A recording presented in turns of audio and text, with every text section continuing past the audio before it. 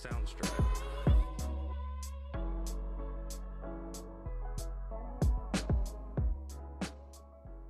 Halo, halo, apa kabar semuanya? Selamat datang di podcast Ngobrolin Hidup. Tempat gue cerita ngalur nih. Tempat gue cerita-cerita aja ya. Nah, tentang keseharian gue, refleksi hidup dan hal-hal random yang mungkin gue relate sama lo semua. Ya, hari ini gue mau ngobrolin soal balik lagi setelah drop.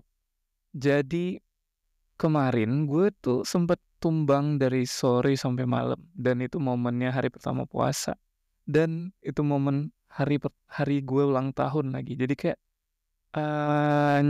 ya ngerasa kayak aduh ini kan harusnya gue happy ya hari hari ulang tahun gitu ya walaupun udah umur segini gitu kan. Nah, tapi kayak waduh kenapa nih gue drop lagi gitu kayak ya udah gue coba berdamai, ngolah emosinya, regulasi emosinya gimana.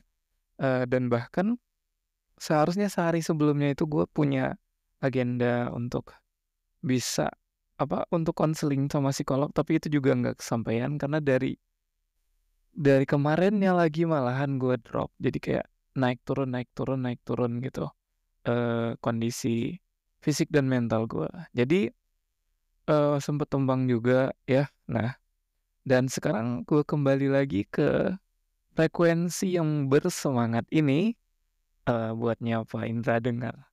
Lu pada semuanya.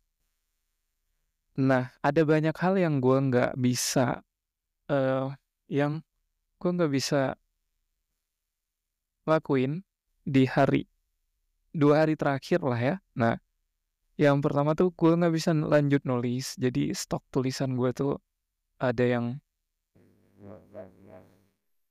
oke, stok tulisan gue tuh, berkurang gitu ya. Nah, terus nggak sempet bikin konten, stok konten juga berkurang, tapi masih aman untuk 1 minggu ke depan.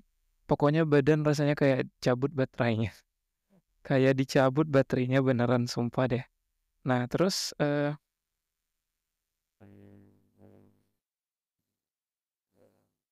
tapi hari ini alhamdulillah gue balik lagi. Udah mulai fit, nah udah mulai nulis lagi dan udah mulai adaptasi dengan kerjaan baru gue yang remote ini gitu. Kemarin gue ngejar target untuk nulis juga tapi kayak aduh hari pertama tuh bikin lumayan shock ya kayak target 10 tulisan per hari dan yang publish cuman 8, duanya itu gue kejar hari ini dan sekarang udah publish. Syukurnya kalau lo mau baca linknya itu ada di profil Instagram gue. Serius deh adaptasi kerja remote tuh ada enak ngeluhnya sendirian. Lu kerja di mana aja boleh komen di bawah ya. Tapi ritmenya tetap harus ketat ya biar nggak kebawa leha-leha juga sih. Jadi kayak ditarget sampai jam segini tuh gue harus udah ngirim berapa berapa tulisan gitu. Dan semuanya itu gue kerjain sendiri gitu. Jadi kayak gue bikin inisiatif buat hari ini tuh targetnya harus tercapai. Kenapa? Karena kalau bukan gue siapa lagi yang nge-push? Iya nggak sih gitu kan. Nah, so semuanya itu, bakalan kita bahas nanti ya.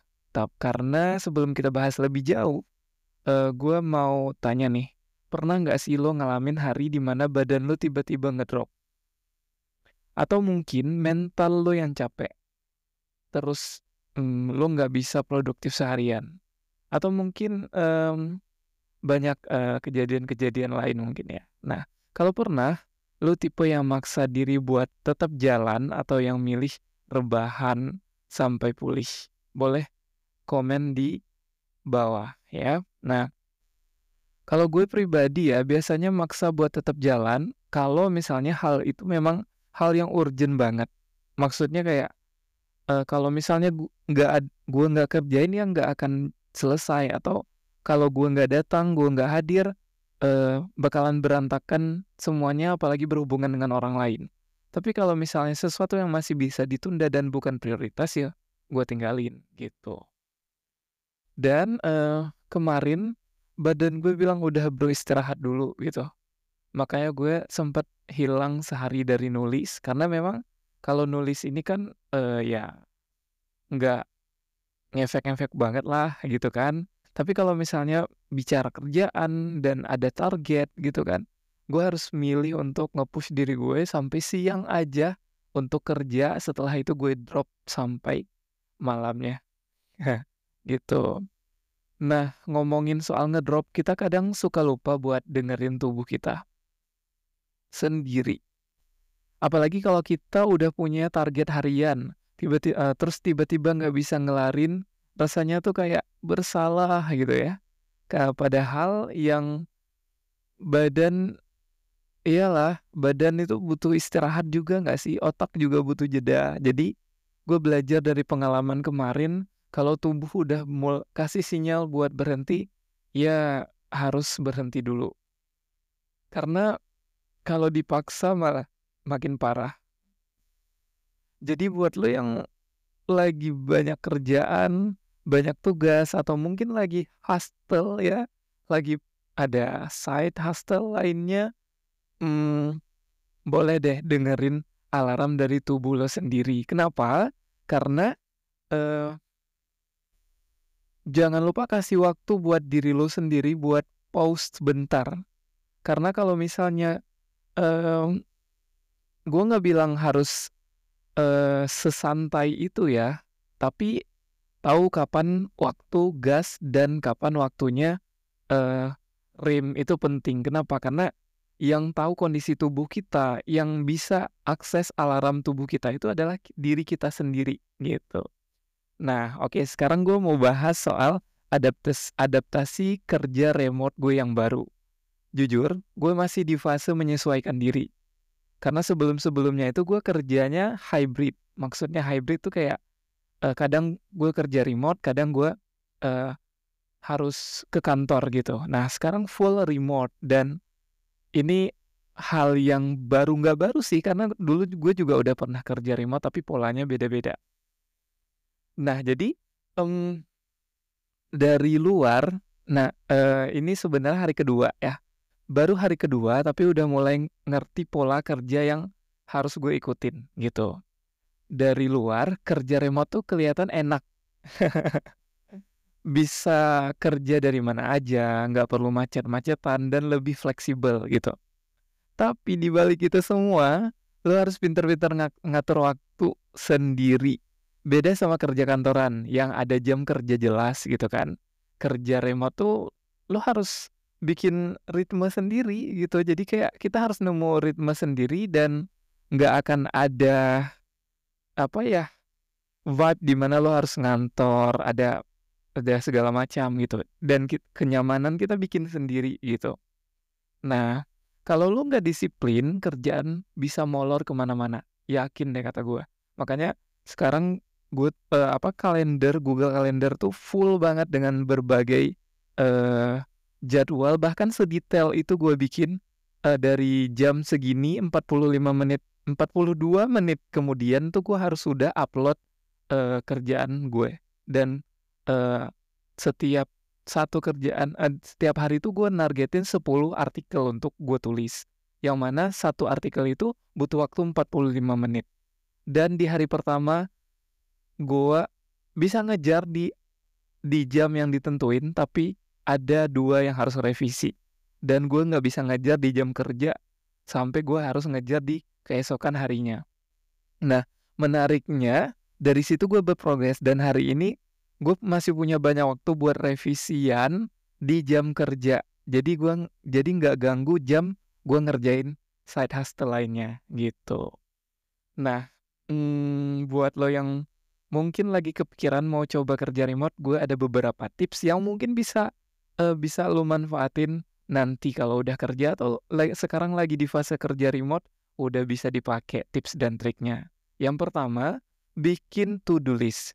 Ini penting banget biar lo nggak kehilangan arah dalam seharian. Tentuin jam kerja tetap. Nah, meski fleksibel, tetap harus ada batasnya biar nggak kerja terus dan malah kebanyakan santai. Dan itu yang gue kerjain ya, maksudnya kayak contoh nih, dari jam berapa gue harus istirahat, dan di jam segitu tuh gue nggak mau pegang kerjaan, harus istirahat, makan siang atau apapun itu. Kebetulan ini lagi bulan puasa, mmm, jam istirahatnya ya gue pakai buat misalnya nih jeda sholat zuhur, oke sholat zuhur selesai mau me time dulu, mau scrolling TikTok atau apapun, ya gue pakai untuk itu. Tapi setelah itu gue nggak boleh, eee gue nggak boleh lupa kalau ada target yang harus dikerjakan gitu, harus dikejar. Nah, terus tips yang ke berikutnya, tentukan jam kerja tetap tadi ya, berikutnya tuh ada punya space kerja yang nyaman. Jadi jangan kerja di kasur ya, kalau nggak mau ketiduran. Nah, gue mau cerita pengalaman gue ya. Nah, eee gue pindahin laptop dan meja kecil gue ke atas kasur dan itu nggak akan bekerja dengan baik. Kenapa? Karena gue ketiduran, terus gue ke-distract sama santainya, empuknya kasur, jadi kayak akhirnya gue ketiduran. Dan atau misalnya, ke-distract sama HP yang jempol gue udah gatel buat nge-scrolling gitu segala macam, gitu. Berikutnya, jangan lupa komunikasi. Komunikasi itu penting kenapa? Karena kerja remote tuh kan bikin lo lebih jarang ketemu orang. Terus juga, jadi komunikasinya pasti bakalan, eee, tidak selancar ya sebenarnya lancar nggak lancar sih inisiatif kita ya. Nah, jadi, pada akhirnya, pasti bakalan, mmm, butuh inisiatif buat komunikasi. Jadi walaupun kerjaan remote tetap komunikasi dengan atasan atau rekan kerja, gitu. So, ngomong-ngomong nih, eee, sebenarnya ini gue bikin skrip podcast ini tuh H-1 Ramadan, tapi gue record-nya baru hari ini karena gue ngedrop dan gue bawahin aja ya. Gue selalu ingat, di 1 hari sebelum Ramadan itu ada istilah hari megang kalau di budaya Aceh ya. Nah, jadi di mana sehari sebelum Ramadan itu orang-orang pada biasanya tuh makan daging gitu. Nah, jadi gua pun kemarin kemarin lusa ya, bela-belain ke rumah makan Padang buat makan, siang makan siang terakhir sebelum puasa. Nah, awalnya tuh, eee, gue mau makan rendang tapi sayangnya udah habis. Nah, udah habis dan malahan rumah makan Padangnya udah tutup. Akhirnya gue ke rendangnya udah habis di rumah makan Padangnya, jadi gue akhirnya ganti ke ayam, tapi tetap enak kok. Jadi, buat lo yang dengerin podcast ini, gue penasaran deh, lo punya tradisi, khusus nggak sebelum masuk Ramadan? Boleh komen di bawah ya. Atau lu tim yang biasa aja, yang baru sadar Ramadan udah deket pas dengar pengumuman tarawih di masjid, atau lu tim yang memang well prepare banget nih dengan Ramadan? Boleh komen di bawah ya. Sebelum gue tutup episode ini, ada beberapa hal random yang pengen gue bahas. Pertama, ya, lo lagu yang lagi gue dengerin sekarang tuh Bunga Abadi. Kenapa? Gue nggak sengaja nemu lagu ini dan pas dengerin vibe-nya tuh kayak cocok banget sama suasana Bandung yang lagi sendu abis hujan gitu ya. Gue juga baru tahu kalau penciptanya itu Rio Clepi, dan plot twist-nya lagu ini ulang tahunnya sama kayak gue, 1 Maret.